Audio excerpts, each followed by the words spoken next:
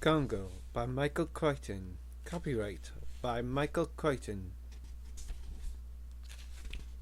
The more experience and insight I obtain into human nature, the more convinced do I become that the greater portion of a man is purely animal. Henry Morton Stanley, 1887. The large male gorilla held my attention. He gave an impression of dignity and restrained power, of absolute certainty. In his majestic appearance, I felt a desire to communicate with him. Never before had I had this feeling on meeting an animal. As we watched each other across the valley, I wondered if he recognized the kinship that bounds us. George B. Scaler, 1964. Introduction. Only prejudice and a trick of the Mercator. Projection prevents us from recognizing the enormity of the African continent. Covering nearly 12 million square miles, Africa is almost as large as North America and Europe combined.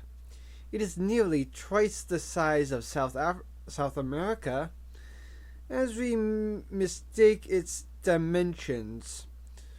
We also mistake its essential nature. The dark continent is mostly hot desert and open grassy plains.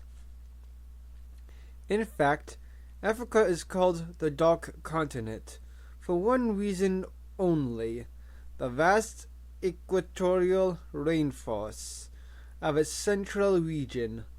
This is the drainage basin of the Congo River, and 1/10 of the continent is given over to it. 1.5 million square miles of silent, damp, dark forest, a single uniform geographical feature, nearly half the size of the continental United States. This primeval force has stood unchanged and unchallenged for more than 60 million years.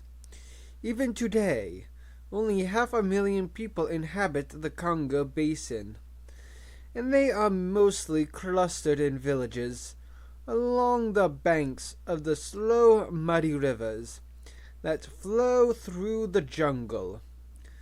The great expanse of the forest remains inviolate, and to this day thousands of square miles are still unexplored.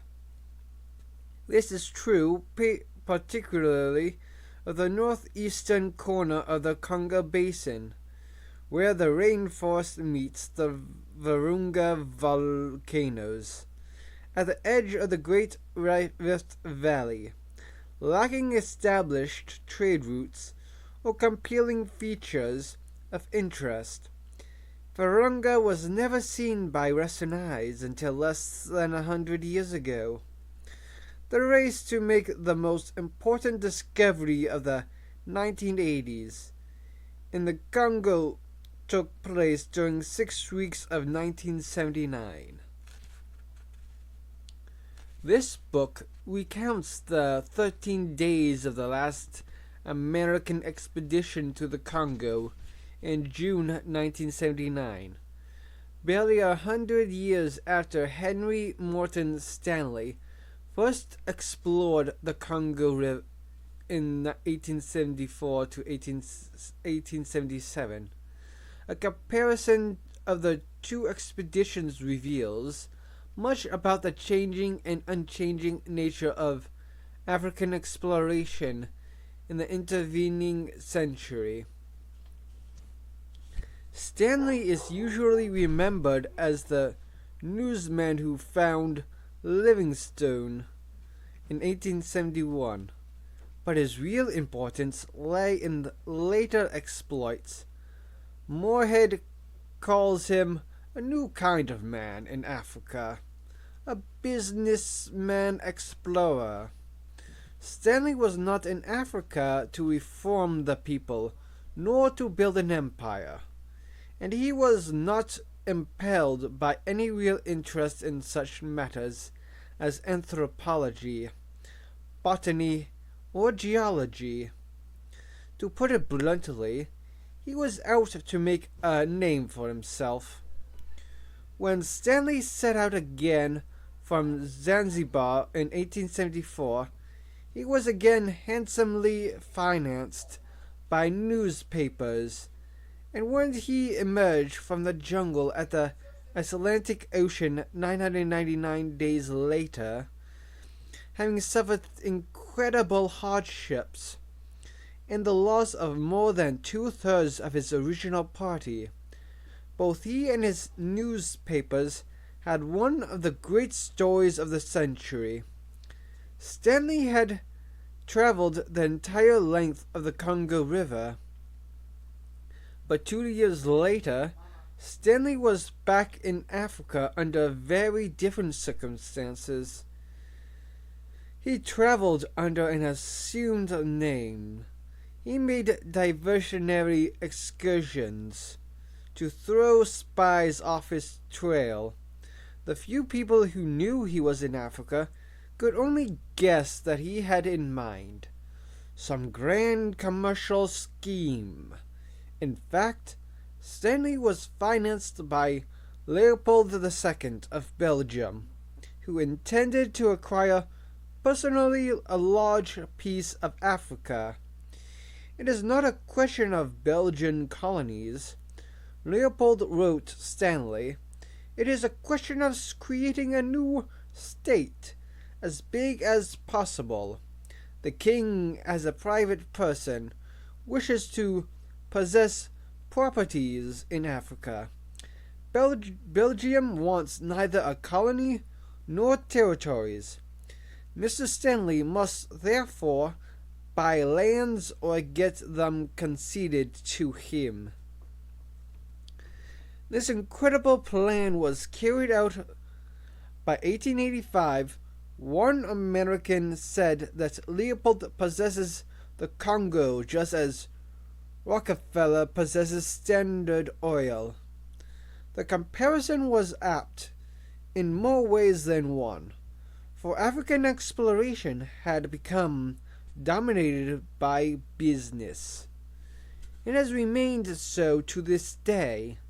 Stanley would have approved the 1979 American expedition, which was conducted in secrecy, with an emphasis on speed.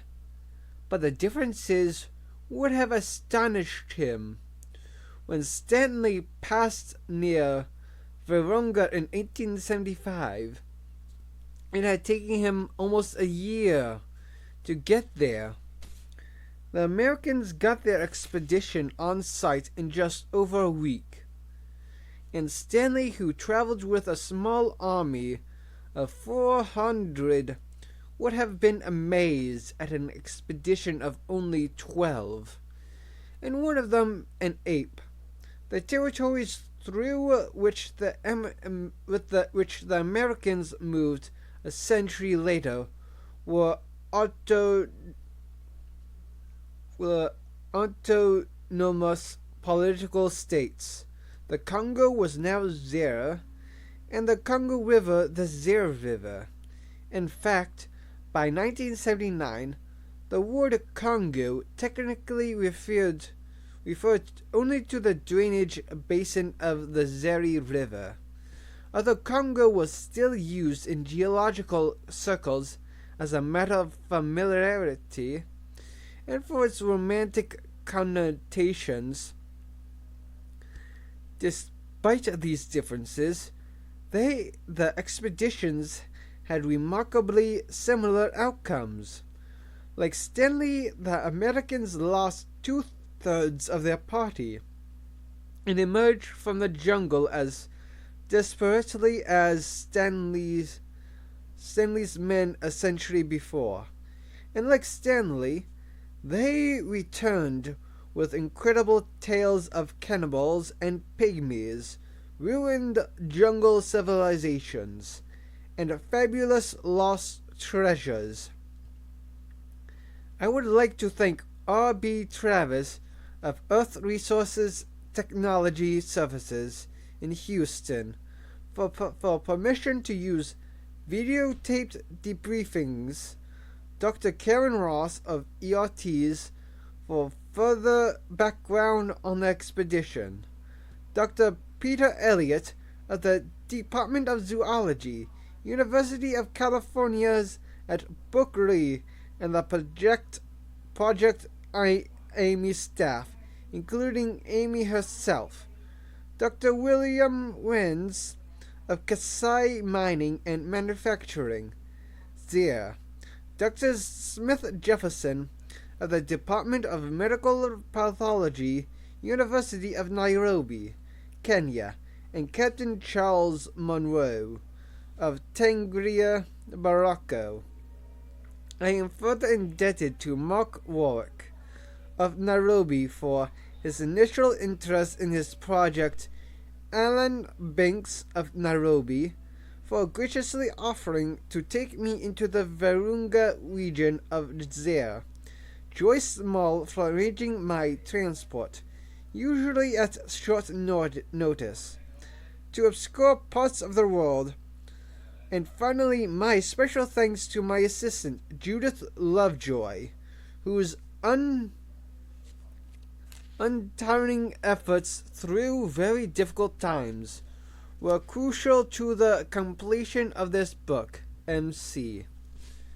Prologue. The Place of Bones. Dawn came to the Congo rainforest. The pale sun burned away the morning chill, and the clinging damp mist, revealing a gigantic silent world. Enormous trees with trunks 40 feet in diameter rose 200 feet overhead, where they spread their dense leafy canopy, blotting out the sky and perpetually dripping water to the ground below. Curtains of gray moss and creepers and lianas hung down in a tangle from the trees. Parasitic orchids sprouted from the trunks. At ground level, huge ferns gleaming with moisture grew higher than a man's chest, and held the low ground fog. Here and there was a spot of color, the red acanthema blossoms, which were deadly poison, and the blue Dicindra vine, which only opened in early morning. But the basic impression was of a vast, oversized gray-green world, an alien place, inhospitable to man. Jan Kruger put aside his rifle and stretched his stiff muscles. Dawn came quickly at the equator. Soon it was quite light, although the mist remained.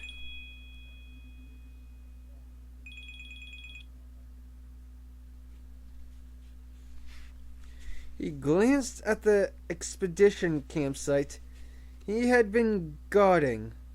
8 bright orange nylon tents, a blue mess tent, a supply top lashed over boxed equipment in a vain attempt to keep them dry. He saw the other guard, Misulu, sitting on a rock. Misulu waved sleepily. Nearby was the transmitting equipment, a silver dish, antenna, the black transmitter box, the snaking coaxial cables running to the portable video camera mounted on the collapsible tripod. The Americans used this equipment to transmit daily reports by satellite to their home office in Houston. Kruger was a was the Bwana Mukubra, hired to take the expedition into the Congo.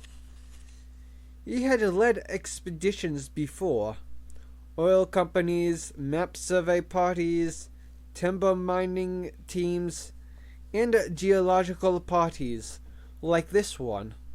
Companies sending teams into the field wanted someone who knew local customs and local dialects well enough to handle the porters and arrange the travel.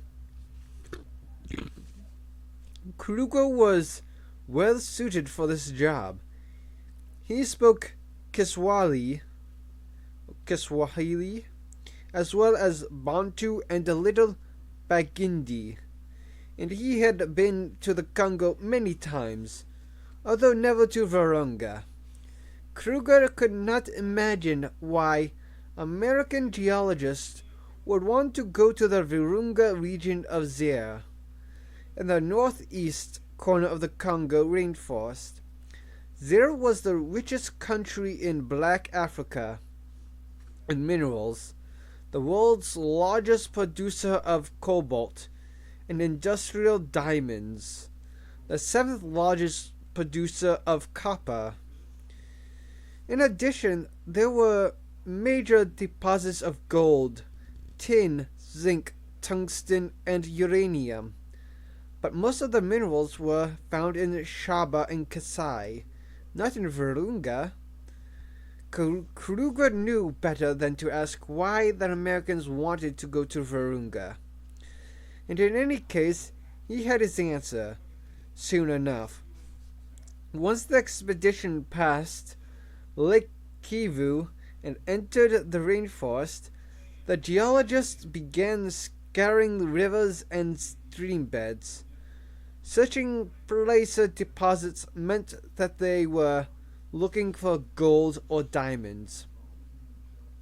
It turned out to be diamonds, but not just any diamonds. The geologists were after what they call Type 2B diamonds. Each new sample was immediately submitted to an electrical test. The resulting conversations were beyond Kruger. Talk of dielectric gaps, lattice ions, resistivity, but he gathered that it was the electrical properties of the diamonds that mattered. Certainly, the samples were useless as gemstones.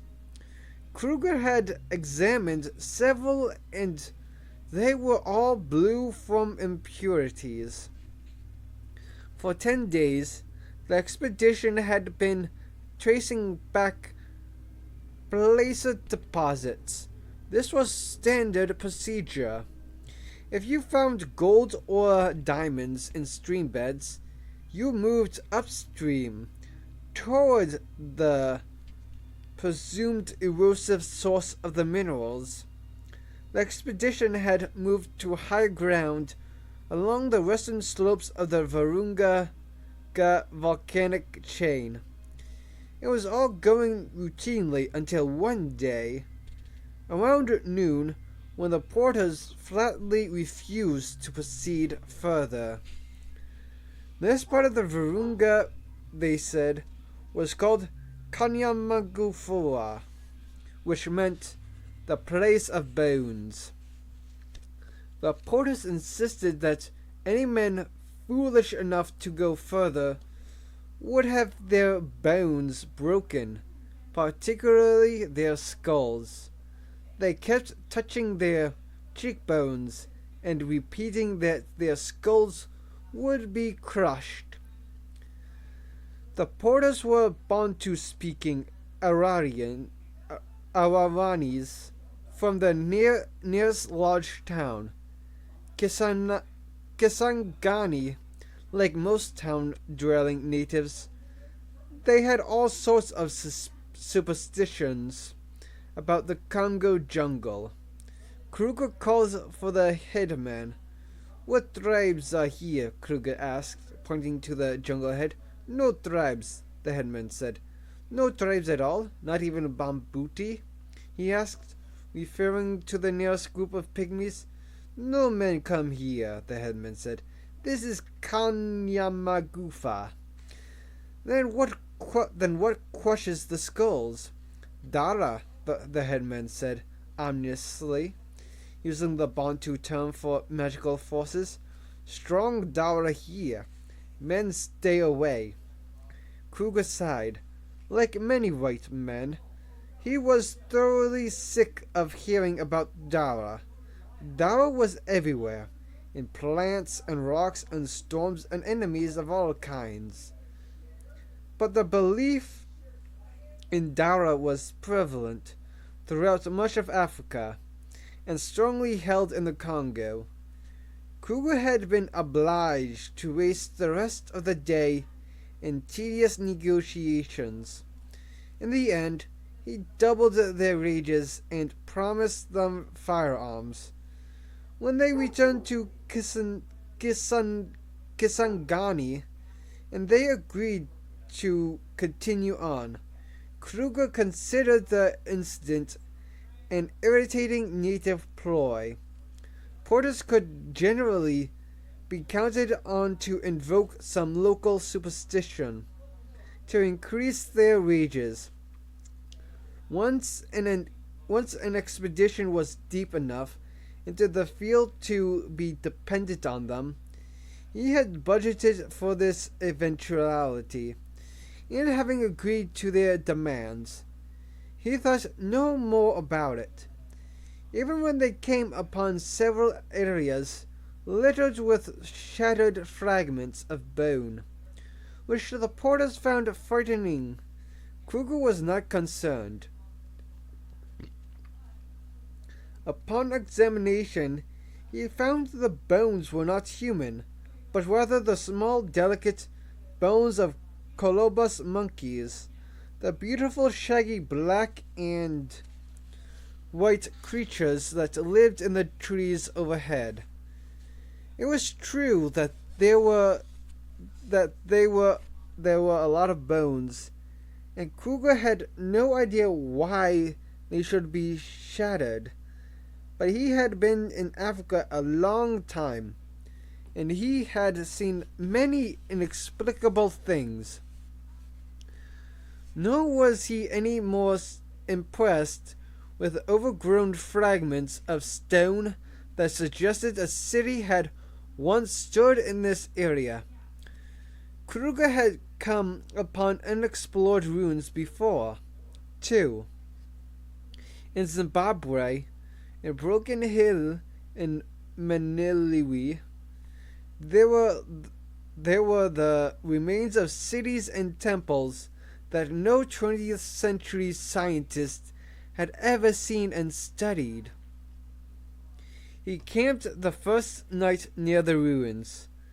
The porters were panic-stricken, insisting that the evil forces would attack them during the night. Their fear was caught by the American geologists. To pacify them, Kruger had posted 2 guards that night, himself and the most trustworthy porter, Misulu. Kruger thought it was all a lot of rot, but it had seemed the politic thing to do. And just as he expected, the night had passed quietly. Around midnight, there had been some movement in the bush, and some low wheezing sounds, which he took to be a leopard. Big cats often had respiratory trouble, particularly in the jungle. Otherwise, it was quiet. And now it was dawn. The night was over. A soft beeping sound drew his attention. Misulu heard it, too, and glanced questioningly at Kruger. On the transmitting equipment, a red light blinked. Kruger got up and crossed the campsite to the equipment. He knew how to operate it. The Americans had insisted that he learned as an emergency procedure. He crouched over the black transmitter box with its rectangular green LED. He pressed buttons, and the screen printed TXHX, meaning a transmission from Houston. He pressed the response code, and the screen printed Camlock. That meant that Houston was asking for video camera transmission. He glanced over at the camera on its tripod and saw that the red light on the case had blinked on. He pressed the carrier button and the screen printed Sat Lock, which meant that a satellite transmission was being locked in. There would now be a 6-minute delay. The time required to lock the satellite bounced signal. He'd better go wake Driscoll, the head geologist, he thought. Driscoll would need a few minutes before the transmission came through. Kruger found it amusing the way the Americans always put on a fresh shirt and combed their hair before stepping in front of the camera, just like television reporters. Overhead, the colobus monkeys shrieked and screamed in the trees, shaking the branches. Kruger glanced upward, wondering what had set them going. But it was normal for colobus monkeys to fight in the morning. Something struck him lightly in the chest. At first, he thought it was an insect, but glancing down at his khaki shirt, he saw a spot of red, and a fleshy bit of red fruit rolled down his shirt to the muddy ground. The damned monkeys were throwing berries. He bent over to pick it up, and then he realized that it was not a piece of a fruit at all. It was a human eyeball, crushed and slippery in his fingers, pinkish white with a shred of white optic nerve, still attached at the back. He swung his gun around and looked over to where Missoula was sitting on the rock. Missoula was not there. Kruger moved across the campsite. Overhead, the colobus monkeys fell silent.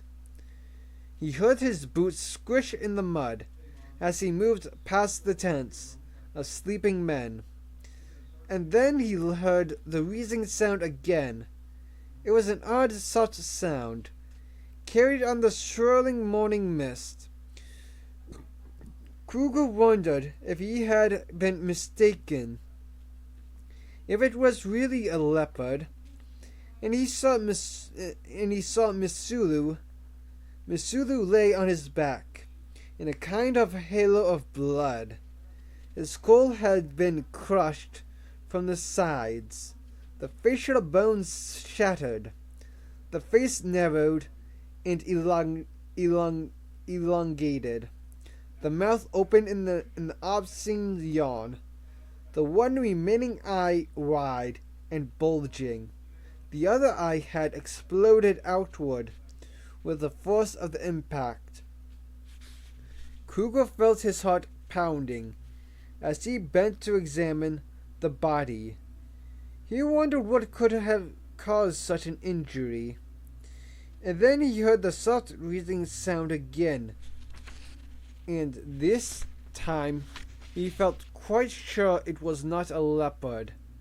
Then the colobus monkeys began their shrieking, and Kruger leapt to his feet and screamed.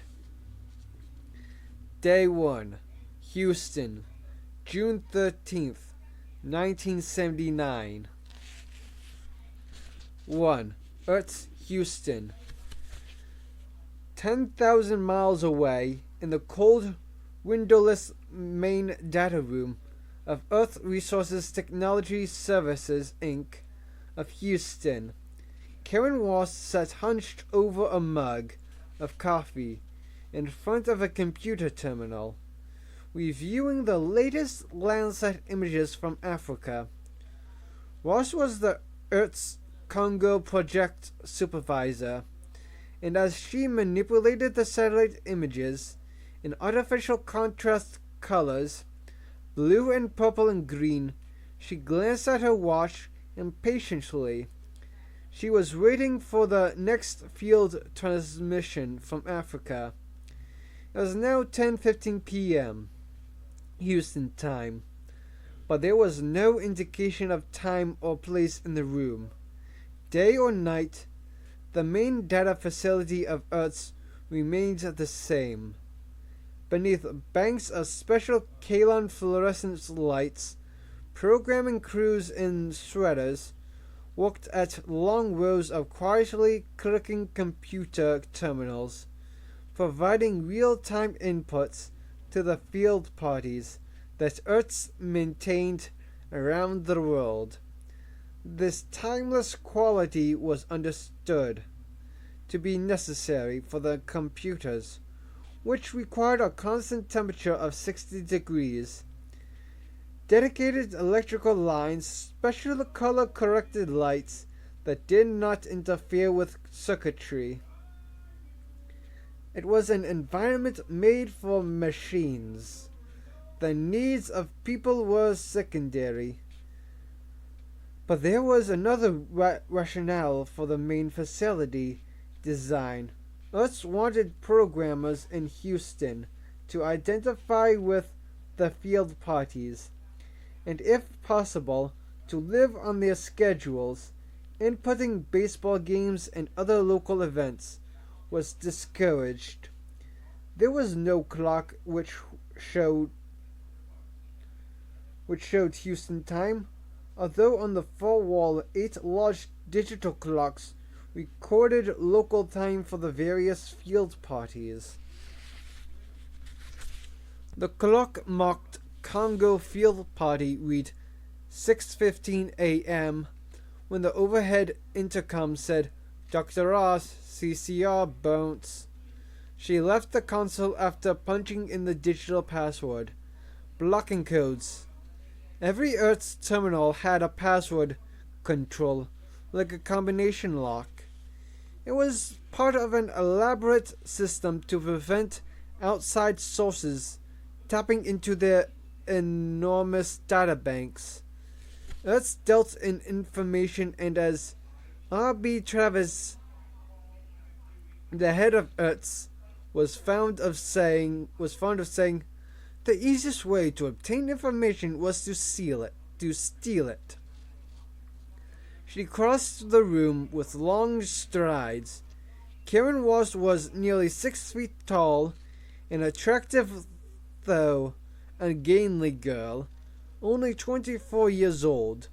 She was younger than most of the programmers, but despite her youth, she had a self-possession that most people found striking, even a little unsettling. Karen Ross was a genuine mathematical prodigy. At the age of 2, while accompanying her mother to the supermarket, she had worked out in her head whether a 10-ounce can at 19 cents was cheaper than a 1-pound 12 ounces can at 79 cents. At 3, she startled her father by observing that, unlike other numbers, 0 meant different things in different positions. By 8, she had mastered algebra and geometry. By 10, she had taught herself calculus.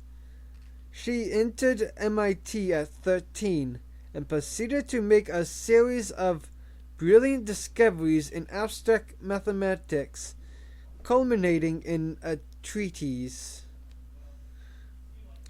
Topological Prediction in N Space, which was useful for decision matrices, critical path analysis, and multidimensional mapping.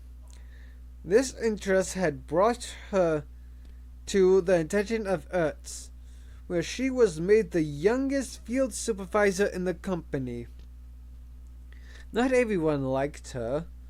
The years of isolation of being the youngest person in the room had left her aloof and rather distant. One coworker described her as logical to the fault. Her cheery demeanor had earned her the title Ross Glacier after the Antarctic formation, and her youth still held her back. At least, age was Travis' excuse when he refused to let her lead the Congo expedition into the field. Even though she had derived all the Congo database, and by rights should have been the on-site team leader. "I'm sorry," Travis had said, "but this contract's too big, and I just can't let you have it." She had pressed, reminding him of her successes leading teams the year before to Pahang and Zambia.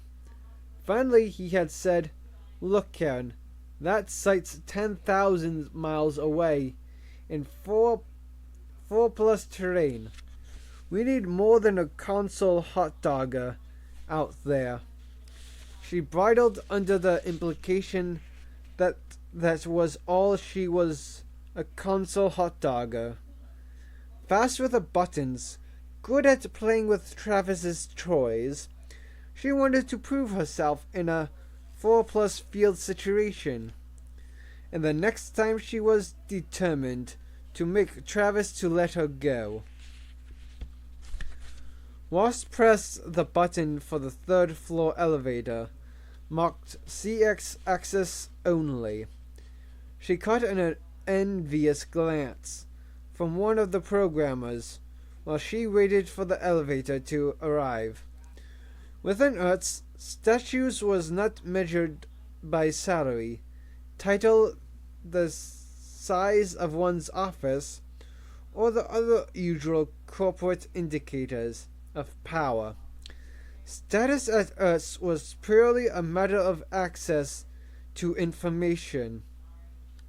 And Karen Ross was one of 8 people in the company who had access to the third floor at any time.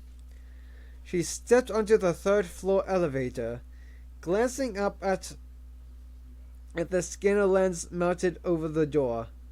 At Earth, the elevators traveled only one floor, and all were equipped with passive scanners. It was one way that Earth kept track of the movements of personnel while they were in the building.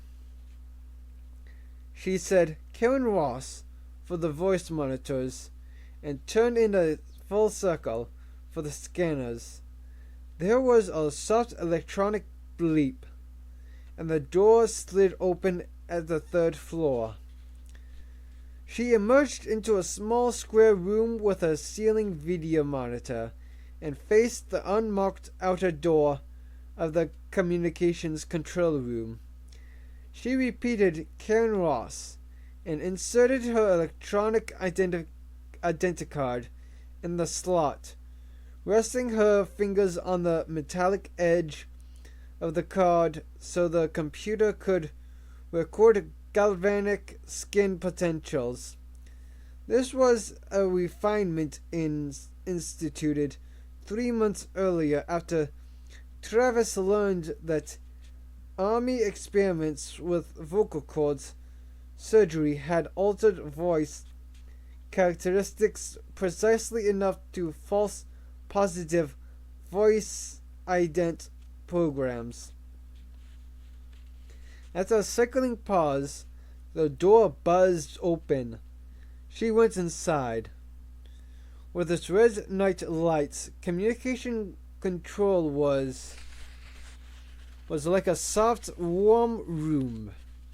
an impressive heightened by the cramped, almost claustrophobic quality of the room, packed with electronic equipment from floor to ceiling. Dozens of video monitors and LEDs flickered and glowed as the technicians spoke in hushed tones, setting dials and twisting knobs. The CCR was the electronic nerve center of Earth. All communications from field parties around the world were routed through here. Everything in the CCR was recorded, not only incoming data, but room voice responses, so the exact conversation on the night of June 13th, 1979 is known. One of the technicians said to her, "We'll have the transponders hooked in a minute. You want coffee?" "No," I said. "You want to be out there, right?" "I earned it," she said. She stared at the video screens, at the bewildering display of rotating and shifting forms as the technicians began the litany of locking in the bird bounce, a transmission from satellite in orbit 320 miles over their heads. Signal key, password mark, carrier fix, we're rolling. She paid hardly any attention to the familiar phrases. She watched as the screens displayed gray fields of crackling static. "Did we open or did they open?" she asked. "We initiated," a technician said. "We had it down on the call sheet to check them at dawn local time. So when they didn't initiate, we did." "I wonder why they didn't initiate," Ross said. "Is something wrong?" "I don't think so. We put out the initiation trigger and they picked it up and locked in within 15 seconds. All the appropriate codes. Here we go." At 6:22 a.m. Congo time, the transmission came through. There was a final blur of gray static, and then the screens cleared. They were looking at a part of the camp in the Congo. Apparently a view from a tripod-mounted video camera. They saw 2 tents, a low smoldering fire, the lingering wisps of a foggy dawn. There was no sign of activity, no people. One of the technicians laughed. "We caught them still sleeping. Guess they do need you there." Ross was known for an insistence on formalities. "Rock your remote," she said. The technicians punched in the remote override. The field camera 10,000 miles away came under their control in Houston. "Pan scan," she said. At the console, the technicians used a joystick. They watched as the video images shifted to the left, and they saw more to the camp. The camp was destroyed, tents crushed and torn, supply top pulled away, equipment scattered in the mud. One tent burned brightly, sending up clouds of black smoke. They saw several dead bodies.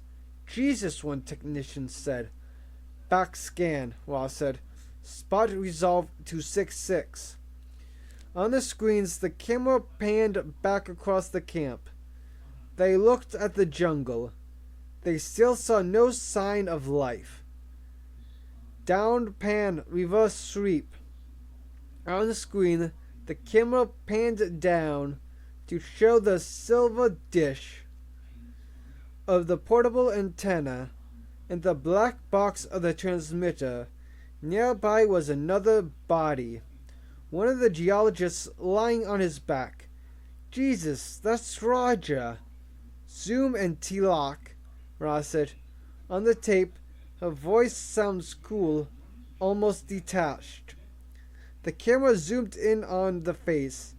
What they saw was grotesque, the head crushed and leaking blood from eyes and nose, mouth gaping towards the sky. What did that? At the moment, a shadow fell across the dead face on screen. Ross jumped forward, grabbing the joystick and hitting the zoom control. The image widened swiftly. They could see the outline of the shadow now.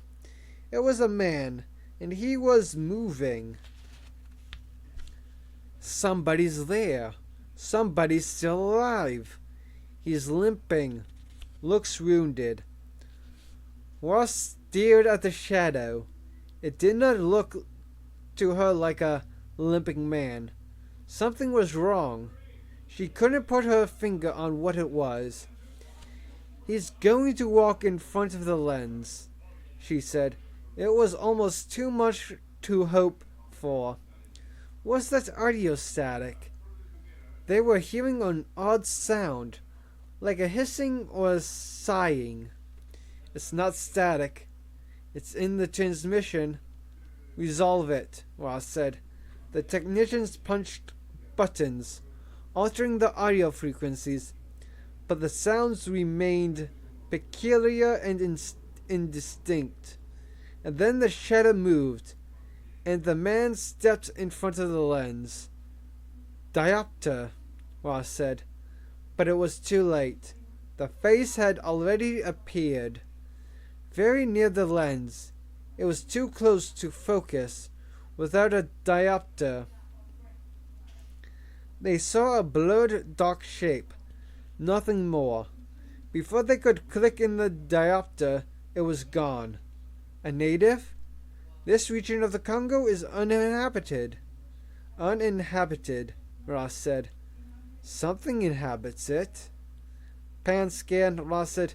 See if you can get him on screen again. The camera continued to pan. She could imagine it, sitting on its tripod, in the jungle, motor whirring, as the lens head strung around. Then suddenly the image tilted and fell sideways. He knocked it over.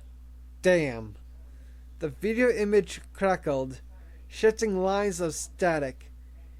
It became very difficult to see. Resolve it. They had a final glimpse of a large face and a dark hand as the silver dish antenna was smashed. The image from the Congo shrank to a spot and was gone. 2. Interference signature. During June of 1979, Earth Resources Technology had field teams studying uranium deposits in Bolivia, copper deposits in Pakistan, agricultural field utilization in Kashmir, glacier advance in Iceland, timber resources in Malaysia, and diamond deposits in the Congo. This was not unusual for Earths. They generally had between 6 and 8 groups in the field at any time. Since their teams were often in hazardous or politically unstable regions, they were vigilant in watching for the first signs of interference signatures. In remote sensing terminology, a signature is the characteristic appearance of an object or geological feature. In a photograph or video image, most interference signatures were political. In 1977, Earth had airlifted a team out of Borneo during a local communist uprising, and again in Nigeria in 1978 during a military coup. Occasionally, the signatures were geological. They had pulled a team from Guatemala in 1976, and after the earthquake there,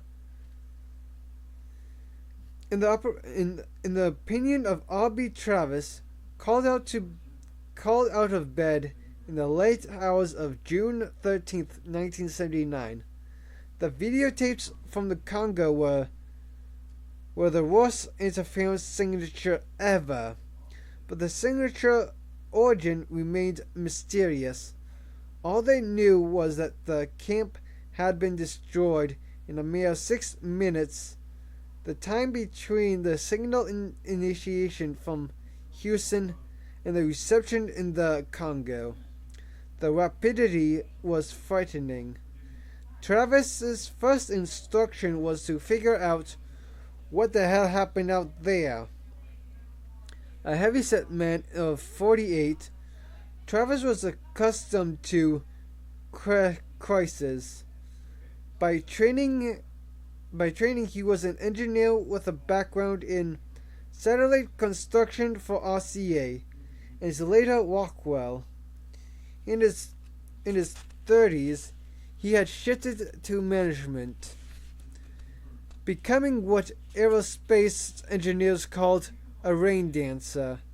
Companies manufacturing satellites contracted 18 to 24 months in advance for a launch rocket to put the satellite in orbit, and then hoped that the satellite, with its 500,000 working parts, would be ready on the assigned day. If it was not, the only alternative was to pray for bad weather, delaying the launch to dance for rain. Travis had managed to keep its sense of humor after a decade of high-tech problems. His management philosophy was summarized by a large sign mounted behind his desk, which read SDTAGW. It stood for "Some damn thing always goes wrong." But Travis was not amused. On the night of June 13th, his entire expedition had been lost. All the Earth's party killed, 8 of his people, and however many local protas were with them. 8 people. The worst disaster in Earth's history. Worse even than Nigeria in '78. Travis felt fatigue, mentally drained, as he thought of all the phone calls ahead of him. Not the calls he would make, but those he would receive. Would so and so be back in time for daughter's graduation, a son's Little League playoff? Those calls would be routed to Travis, and he would have to listen to the bright expectation in the voices, the hopefulness, and his own careful answers. He wasn't sure he understood the problem. He would do his best, of course. The coming deception exhausted him in advance, because Travis couldn't tell anyone what had happened for at least 2 weeks, perhaps a month, and then he would be making phone calls himself and visits to the homes and attending the memorial services where there would be no casket, a deadly blank space, a gap in the inevitable questions from families and relatives that he couldn't answer while they scrutinized his face, looking for the least muscle twitch or hesitation or sign. What could he tell them? That was his only consolation. Perhaps in a few weeks, Travis could tell them more. One thing was certain. If he were to make the dreadful calls tonight, he could tell the families nothing at all, for Earth had no idea what had gone wrong.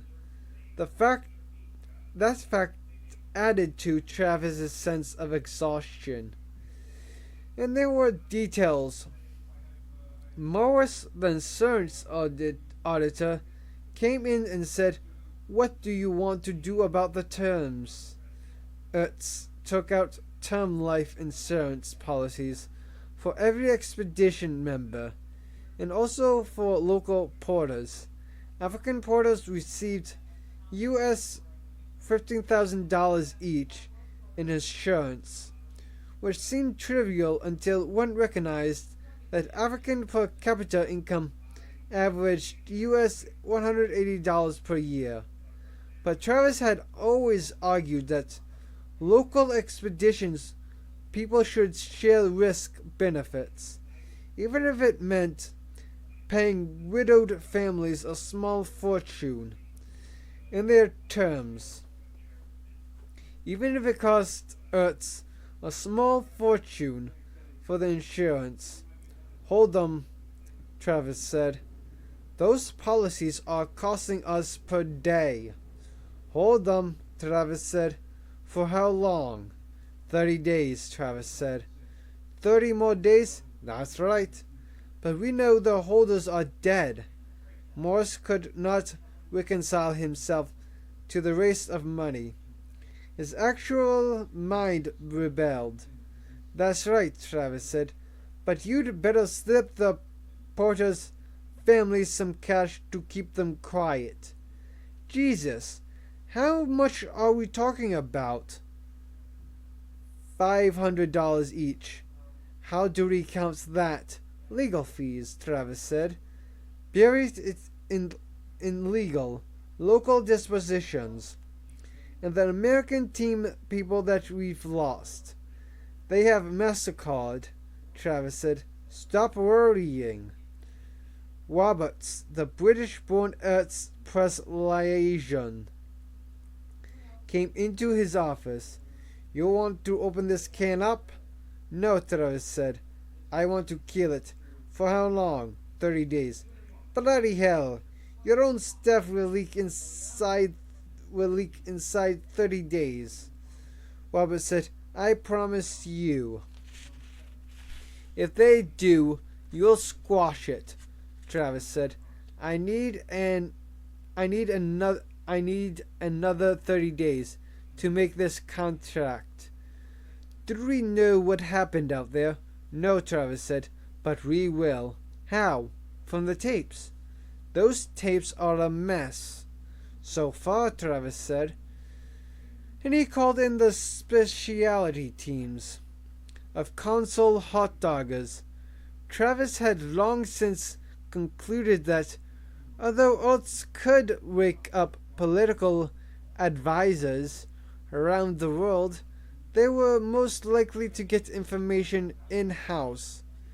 "Everything we know from the Congo field expedition," he said, "is registered on that final videotape. I want a 7-band visual and audio salvage, starting right now, because that tape is all we have." The specialty teams went to work. 3. Recovery. Let's refer to the process as data recovery, or sometimes as data salvage.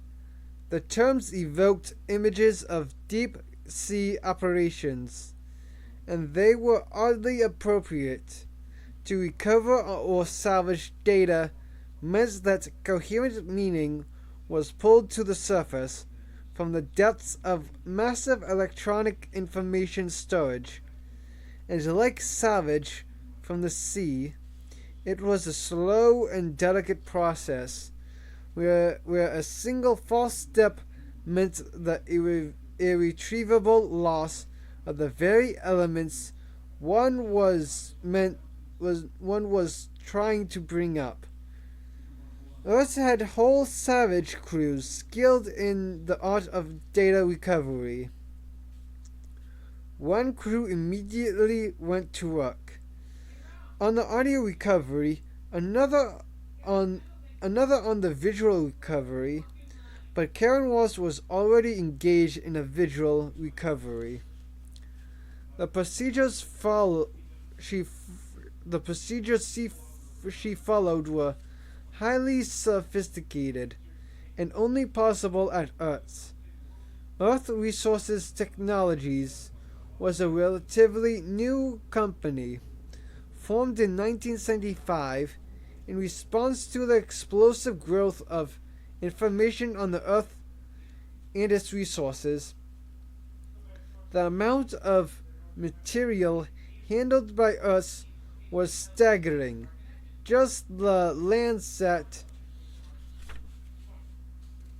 imagery alone amounted to more than 500,000 pictures, and 16 new images were acquired every hour, around the clock.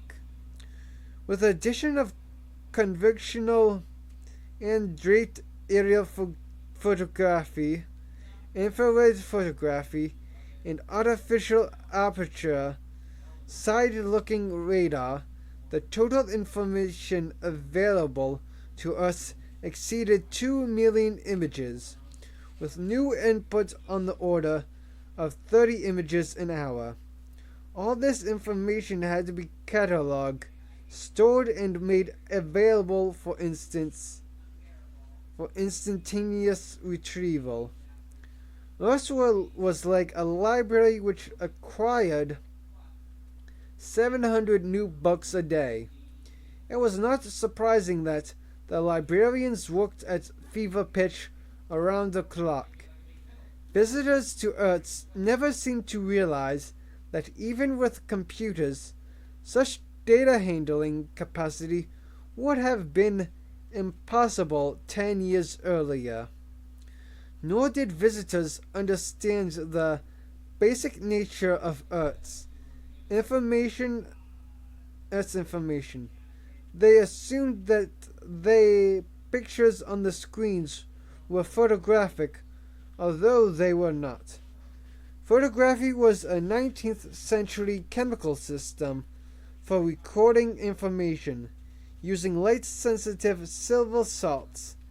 Earth utilized a 20th century electrical system for recording information, analogs to chemical photographs, but very different. Instead of cameras, Earth used multiple spectral scanners instead of film. They used CCTs, computer-compatible tapes. In fact, Earths did not bother with pictures, as they were ordinarily understood from old-fashioned photographic technologies. Earths bought data scans, which they converted to data displays as the need arose.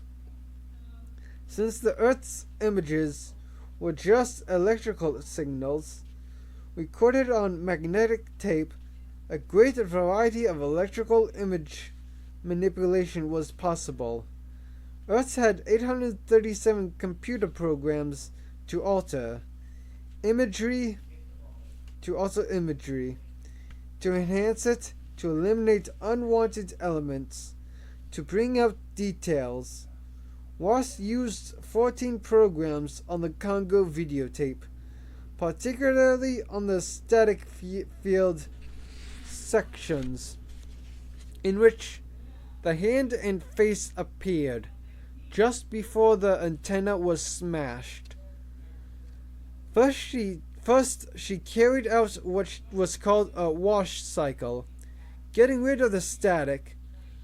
She identified the static lines as occurring at specific scan positions and having a specific grayscale value. She instructed the computer to cancel those lines. The resulting image showed blank spaces where the static was removed. So she did, fill in the blanks, instructing the computer to interject imagery according to what was to what was around the blank spaces. In this operation, the computer made a logical guess about what was missing.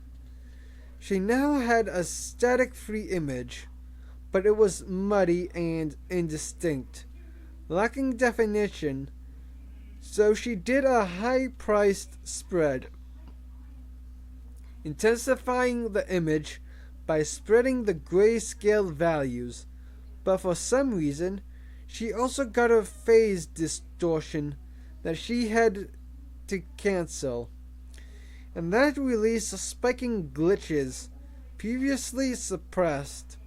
And to get rid of the glitches, she had to run 3 other programs. Technical details preoccupied her for an hour, until suddenly the image popped, coming up bright and clean. She caught her breath and saw it, and as she saw it, the screen showed a dark, brooding face with heavy brows, watchful eyes, a flattened nose, prognathous lips.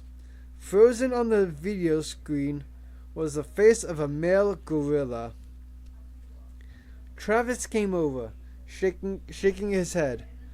We finished the audio recovery on that hissing noise. The computer confirms it as human breathing, with at least 4 separate origins, but it's damned strange. According to the analysis, the sound is coming from inhalation, not exhalation. The way people usually make sounds. The computer is wrong, Ross said. It's not human. She pointed to the screen. In the face of the gorilla, gorilla. Travis showed no surprise. Artifact, he said. It's no artifact. You did fill in the blanks, and you got an artifact. The tag team's been screwing around with the software at lunch again. The tag team, the young software programmers, had a tendency to convert data to play highly sophisticated versions of pinball games.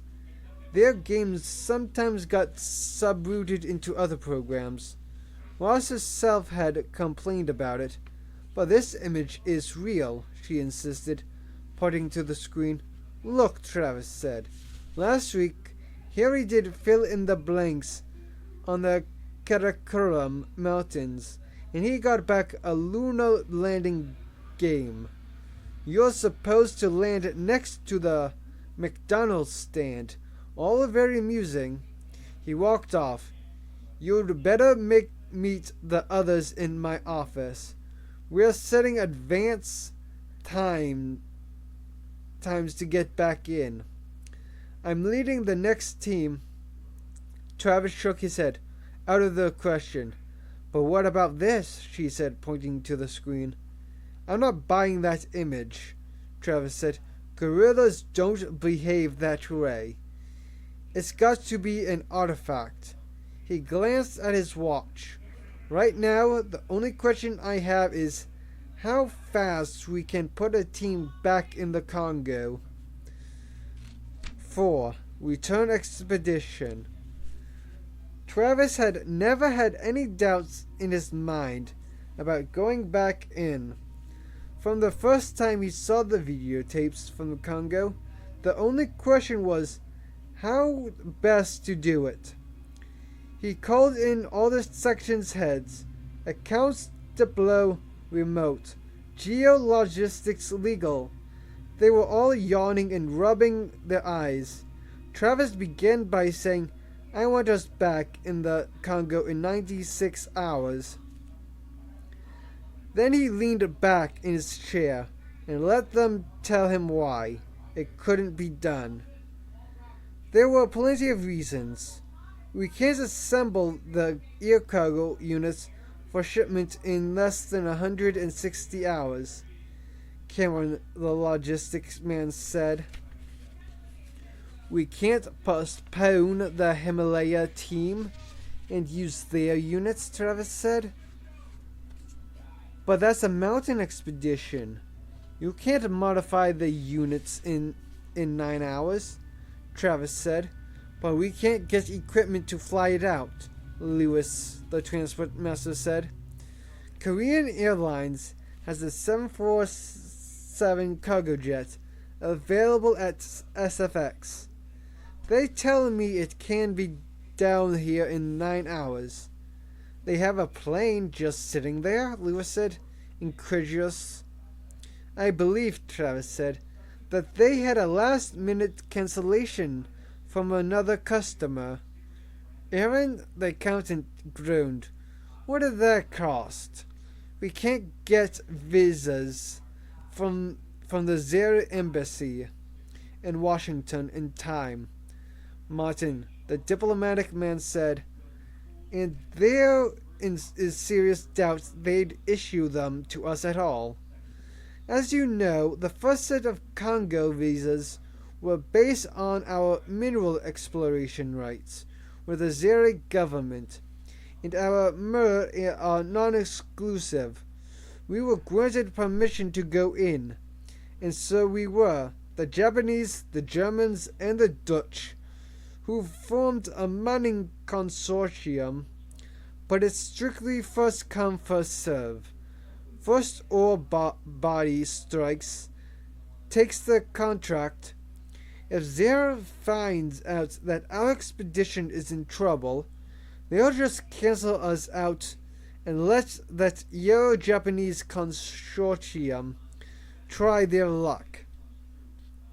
There are 300 Japanese trade officials in Kinshasa right now, spending yen like water.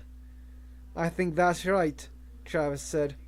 If it became known that our expedition is in trouble, it'll be known the minute we apply for visas. We won't apply for them.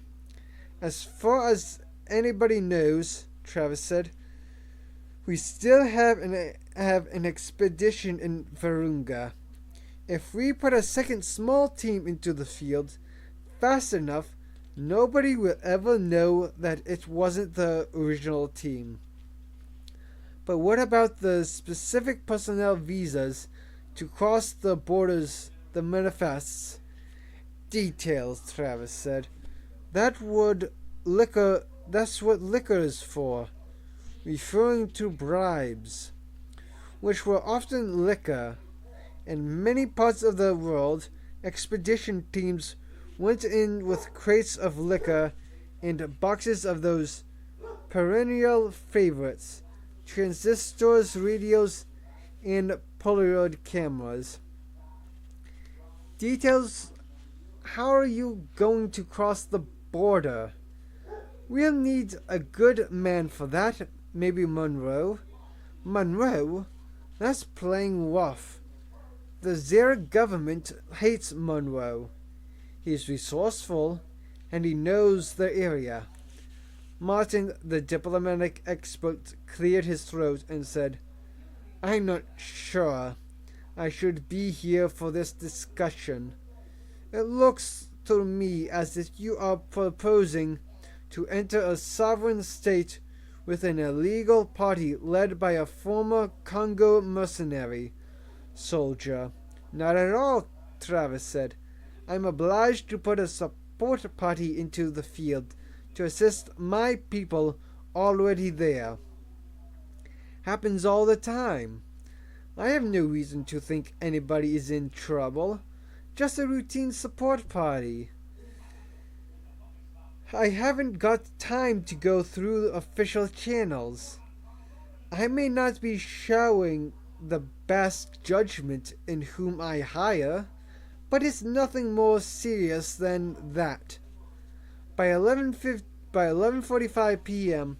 on the night of June 13th, the main sequencing of the next Earth's expedition had been worked out and confirmed by the computer. A fully loaded 747 could leave Houston at 8 p.m. The following evening, June 14th, the plane could be in Africa on June 15th to pick up Monroe, or someone like him, and the full team could be in place in the Congo on June 17th in 96 hours. From the main data room, Karen Ross could look through the glass walls into Travis's office and see the arguments taking place. In her logical way, she concluded that Travis had cued himself, meaning that he had drawn false conclusions from insufficient data and had said QED too soon. Ross felt there was no point in going back into the Congo until they knew what they were up against. She remained at her console, checking the image she had recovered. Ross bought this image, but how could she make Travis buy it? In the highly sophisticated data processing world of Earth, there was no constant danger that extracted information would begin to float, that the images would cut loose from reality, like a ship cut loose from its moorings. This was true particularly when the database was put through multiple manipulations. When you were rotating 106 pixels in computer-generated hyperspace, so Earths evolved other ways to check the validity of images they got back from the computer. Ross ran 2 check programs against the gorilla images. The first was called APNF, for Animation Predicted Next Frame. It was possible to treat videotapes as if it were movie film. A succession of stills. She showed the computer several stills in succession, and then asked it to create the predicted next frame. This PNF was then checked against the actual next frame. She ran 8 PNFs in a row, and they worked. If there was an error in the data handling, it was at least a consistent error. Encouraged, she next ran a fast and dirty 3-space. Here, the flat video image was assumed to have certain 3-dimensional characteristics based on grayscale patterns. In essence, the computer decided that the shadow of a nose or a mountain range meant that the nose or mountain range protruded above the surrounding surface. Succeeding images could be checked against these assumptions. As the gorilla moved, the computer verified that the flat image was indeed 3-dimensional and coherent. This proved beyond a doubt that the image was real. She went to see Travis. "Let's say I buy this image," Travis said, frowning. "I still don't see why you should take the next expedition in." Well, I said, "What did the other team find?" "The other team?" Travis said innocently. "You gave that tape to another salvage team to confirm my recovery," Ross said. Travis glanced at his watch. "They haven't pulled anything out yet." And he added, "We all know you're fast with the database." Ross smiled. "That's why you need me to take the expedition in," she said. "I know the database because I generated the database. And if you intend to send another team in right away, before this gorilla thing is solved, the only hope you have is for the team leader to be fast on site with the data. This time, you need a console hot dogger in the field, or the next expedition will end up like the last one, because you still don't know what happened to the last expedition. Travis sat behind his desk and stared at her. For a long time, she recognized his hesitation as a sign that he was weakening. "And I want to go outside," Ross said. "To an outside expert?" "Yes, somebody on our grant list." "Risky," Travis said. "I hate to involve outside people at this point. You know the consortium is breathing down our necks. You upped the leak ratios." "It's important," Ross insisted. Travis sighed. "Okay, if you think it's important." He sighed again. "Just don't delay your team." Ross was already packing up her hard copy. Alone, Travis frowned, turning over his decision in his mind. Even if they ran the next Congo expedition slam bam, in and out in less than 15 days, their fixed cost would still exceed $300,000. The board was going to scream. Setting an untried 24-year-old kid, a girl, into the field. With this kind of responsibility, especially on a project as important as this one, where the stakes were enormous, and where they had already fallen behind on every timeline and cost projection, and Ross was so cold she was likely to prove a poor field leader, alienating the others in the team. Yet Travis had a hunch about the Ross Glacier. His management philosophy, tempered in his rain-dancing days, was always to give the project to whoever had the most to gain from success, or the most to lose from failure. He turned to face his console, mounted beside his desk. "Travis," he said, and the screen glowed. Psychograph file," he said. The screen showed call prompts. "Ross Karen," Travis said.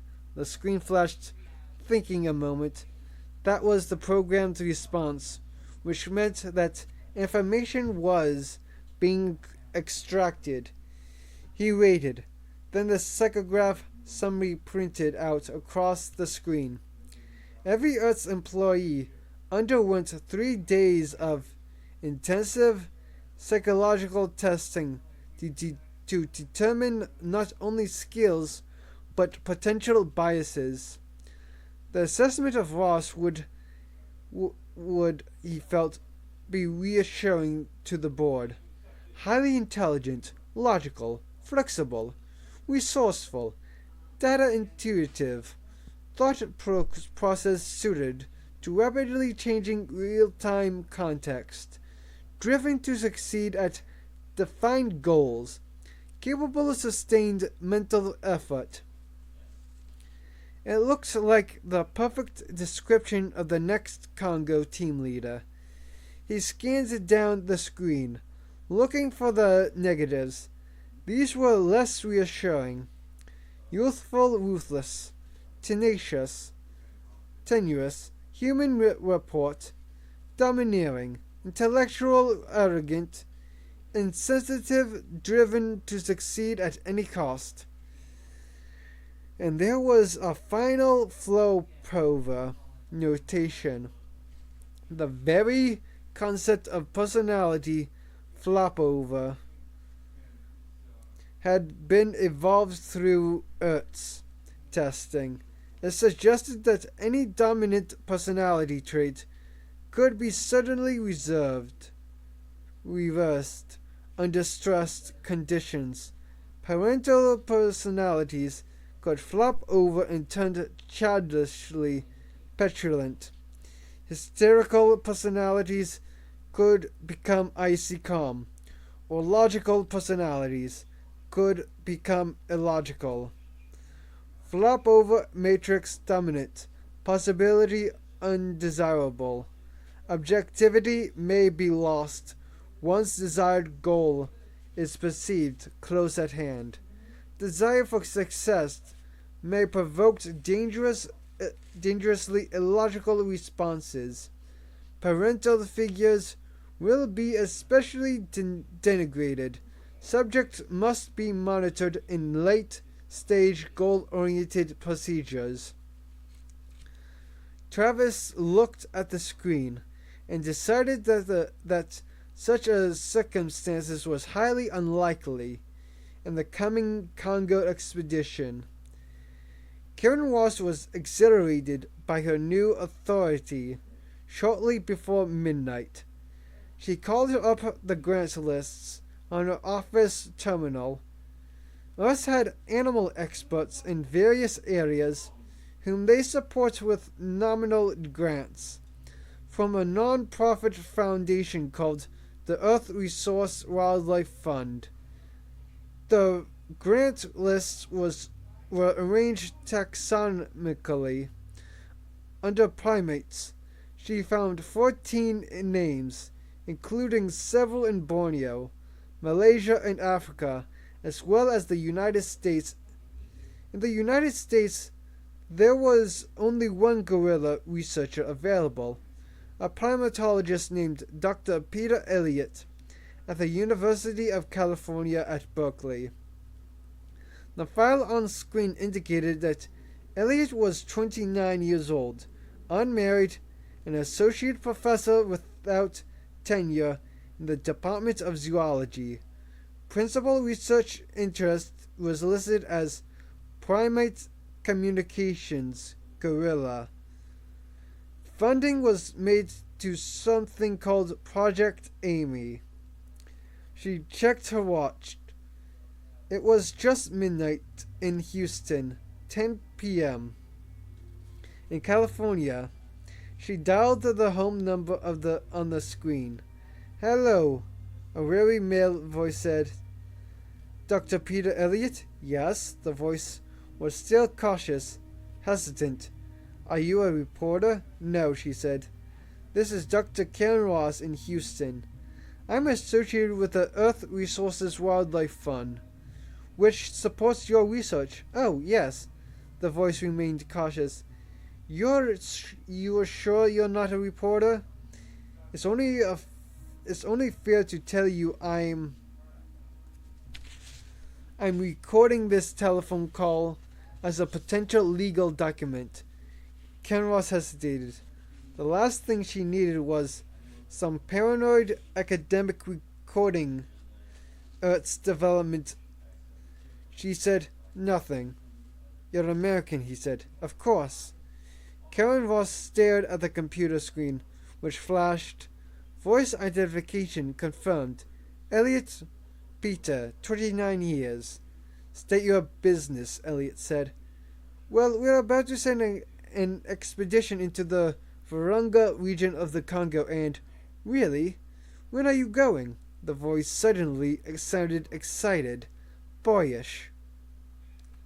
"Well, as a matter of fact, we're leaving in 2 days, and I want to go," Elliott said. Ross was so surprised she hardly knew what to say. "Well, Dr. Elliott, that's not why I'm calling you. As a matter of fact, I'm planning to go there anyway," Elliott said. "With Amy." "Who's Amy?" "Amy's a gorilla," Peter Elliott said.